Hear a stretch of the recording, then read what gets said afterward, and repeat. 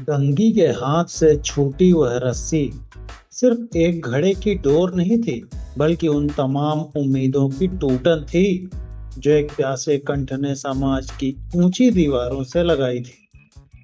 क्या एक लोटा साफ पानी की कीमत इंसान की जान से भी बड़ी हो सकती है? एक बीमार पति की प्यास और एक लाचार पत्नी का विद्रोह जब ठाकुर के कुएं की जगत पर टकराते हैं, तो जन्म लेती है प्रेमचंद की सबसे मर्म स्पर्शी कहानियों में से एक, ठाकुर का कुआं।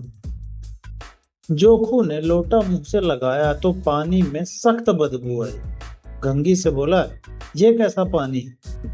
मारे बास के पिया नहीं जाता, गला सूखा जा रहा है और तू सड़ा पानी पिलाए दे रही। गंगी प्रतिदिन शाम को पानी भर लिया करती थी। कुआं दूर था, बार बार जाना मुश्किल था। कल वह पानी लाई तो उसमें बू बिल्कुल न थी। आज पानी में बदबू कैसी?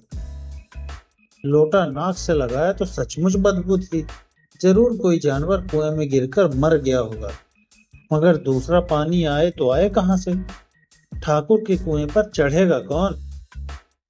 लोग तो दूर से ही डांट के बाद भगा देंगे। साहू का कुआं गांव के उस सिरे पर है, परंतु वहां भी कौन पानी भरने देगा? कोई तीसरा कुआं गांव में है नहीं।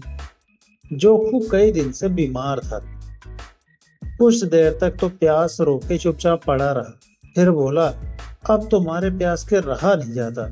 ला थोड़ा पानी नाक बंद करके पी ही लूं। गंगी ने पानी न दिया। खराब पानी से बीमारी बढ़ जाएगी, इतना तो जानती थी, परंतु यह न जानती थी कि पानी को उबाल देने से उसकी खराबी चली जाती है। बोली, ये पानी कैसे पियोगे? न जाने कौन सा जानवर मरा है। कुएं से मैं दूसरा पानी लिए लाती हूँ। जोखू ने आश्चर्य से उसकी ओर देखा। पानी कहाँ से लाएगी? ठाकुर और साहू के दो कुएं हैं, तो क्या एक लोटा पानी न भरने देंगे? अरे हाथ पांव तुड़वा आएगी और कुछ ना होगा। बैठ चुपके से, ब्रह्म देवता आशीर्वाद देंगे। ठाकुर लाठी मारेंगे, साहू जी एक के 5 लेंगे। गरीबों का दर्द कौन समझता है? हम तो मर भी जाते हैं तो कोई द्वार पर झांकने नहीं आता। कंधा देना तो बड़ी बात है। ऐसे लोग कुएं से पानी क्या भरने देंगे? इन शब्दों में कड़वा सत्य था। गंगी क्या जवाब देती, किंतु उसने वह बदबूदार पानी पीने को न दिया। रात के 9 बजे थे। थके मादे मजदूर तो सो चुके थे। ठाकुर के दरवाजे पर 10-5 बेफिक्रे जमा थे। मैदानी बहादुरी का तो अब न जमाना रहा है, न मौका। कानूनी बहादुरी की बात होती रहती है। कितनी होशियारी से ठाकुर ने थानेदार को एक खास मुकदमे में रिश्वत दी, कितनी अक्लमंदी से एक मार्के के मुकदमे की नकल ले आए। नाजिर और मोहतिन सभी कहते थे, नकल नहीं मिल सकती। कोई 50 मांगता, कोई 100। यहाँ पैसे कौड़ी नकल उड़ा दी। काम करने का ढंग चाहिए। इसी समय गंगी कुएं से पानी लेने पहुंची। कुप्पी की धुंधली रोशनी कुएं पर आ रही थी। गंगी जगत की आड़ में बैठी मौके का इंतजार करने लगी। इस कुएं का पानी सारा गांव पीता है, किसी के लिए रोका नहीं। सिर्फ ये बदनसीब नहीं भर सकते। गंगी का विद्रोही दिल रिवाजी पाबंदियों और मजबूरियों पर चोटें करने लगा। हम क्यों नीच हैं और ये लोग क्यों ऊंच हैं? इसलिए कि ये लोग गले में तागा डाल लेते हैं। यहाँ तो जितने हैं एक से एक छठे हैं। चोरी ये करें, जाल फरेब ये करें, झूठे मुकदमे भी ये करें। अभी इस ठाकुर ने तो उस दिन बेचारे गड़रिये की भेड़ ही चुरा ली थी और बाद में मारकर खा गया।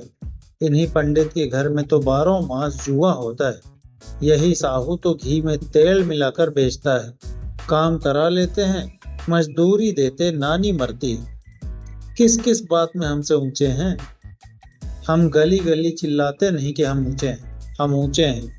कभी गांव में आ जाती हूँ तो रस भरी आंख से देखने लगते हैं, जैसे सबकी छाती पर सांप लौटने लगता है। परंतु घमंड यह है कि हम ऊंचे हैं। कुएं पर किसी की आने की आहट हुई। गंगी की छाती धक धक करने लगी। कहीं देख ले तो गजब हो जाएगा। एक लात भी तो नीचे न पड़े। उसने घड़ा और रस्सी उठा ली और झुककर चलती हुई एक वृक्ष के अंधेरे के साए में जा खड़ी हुई। कब इन लोगों को दया आती है किसी पर। बेचारे महबूब को इतना मारा कि महीनों लहू थूकता रहा, इसलिए तो उसने बेगार न दी थी। इस पर ये लोग ऊंचे बनते हैं। कुएं पर स्त्रियां पानी भरने आई थी। उनमें बात हो रही थी, खाना खाने चले, और हुक्म हुआ कि ताजा पानी भर लाओ, घड़े के लिए पैसे नहीं हैं। हम लोगों को आराम से बैठे देखकर जैसे मर्दों को जलन होती है। हाँ, ये तो ना हुआ कि कलसिया उठाकर भर लाते, बस हुक्म चला दिया कि ताजा पानी भर लाओ, जैसे हम छोटी छोटी लौंडिया हो। लौंडिया नहीं तो और क्या हो तुम। रोटी कपड़ा नहीं पाती, 10-5 रुपए भी छीन छपट कर ले ही लेती हो। और लौंडिया कैसी होती हैं। मत लजाओ दीदी, क्षण भर आराम करने को जी तरस कर रह जाता है। इतना काम किसी दूसरे के घर कर देती तो इससे कहीं आराम से रहती। ऊपर से वो एहसान भी मानता। यहाँ काम करते करते मर जाओ, पर किसी का मुंह सीधा नहीं होता। दोनों पानी भरकर चली गई तो गंगी वृक्ष की छाया से निकली और कुएं की जगत के पास आई। बेफिक्रे चले गए थे। ठाकुर भी दरवाजा बंद कर अंदर आंगन में सोने जा रहे थे। गंगी ने क्षणिक सुख की सांस ली।